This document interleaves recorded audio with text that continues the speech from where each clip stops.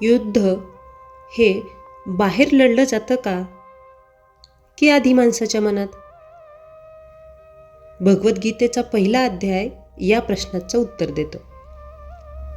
अन्यश्च बहवः शूरा मदर्थे तक्ते जीविताः नानाशस्त्र प्रहरणा सर्वे युद्ध विशारदः. अर्थ: माझ्यासाठी प्राण देण्यास तयार असलेले अनेक शूरवीर येथे उपस्थित आहेत.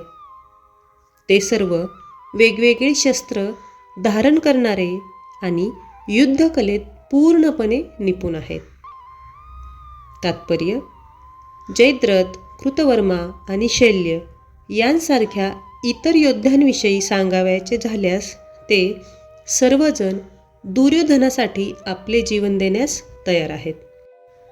दुसऱ्या शब्दात सांगावयाचे तर ते सर्वजण पापी दुर्योधनाच्या पक्षाला मिळाल्याने कुरुक्षेत्राच्या युद्धभूमीवर या सर्वांचा मृत्यू अटळ आहे.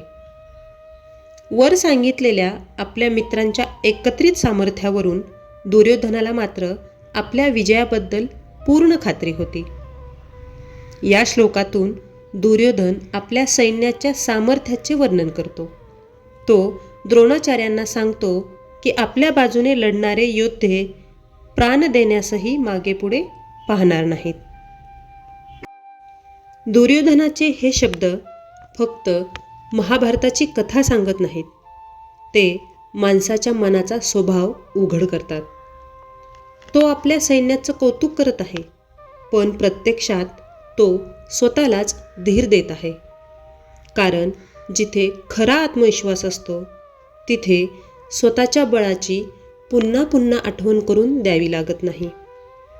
दुर्योधन म्हणतो, माझ्यासाठी प्राण देणारे योद्धे आहेत, पण जो सत्याच्या बाजूने उभा असतो त्याला अशा घोषणा कराव्या लागत नाहीत. आजच्या आपल्या आयुष्यातही आपण अनेकदा असंच वागत नाही का? आपण आपल्या पदाची, पैशाची, ओळखीची, कुटुंबाची किंवा आपल्या बाजूला असलेल्या लोकांची सतत आठवण करून देतो. जणू काही आपण म्हणत असतो की माझ्या मागे बळ आहे. पण गीता आपल्याला शिकवते की बाहेरचं बळ उपयोगी असतं, पण आतली स्थिरता नसेल तर ते बळ टिकत नाही. आज सोशल मीडियावर, नोकरीत, नात्यांमध्ये मोठ्याने बोलणारे खूप असतात, पण शांत आणि स्थिर राहणारे फार कमी असतात. अहंकार मोठ्याने बोलतो, पण आत्मविश्वास शांत असतो. हा श्लोक आपल्याला थांबून विचार करायला लावतो की आपण बाहेरच्या बळावर जगतोय की आतल्या स्थैर्यावर.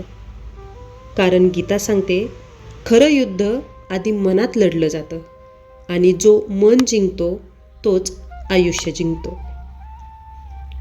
युद्ध जिंकणं महत्त्वाचं नाही, मन जिंकणं अधिक महत्त्वाचं आहे आणि भगवद्गीता आपल्याला तेच शिकवते.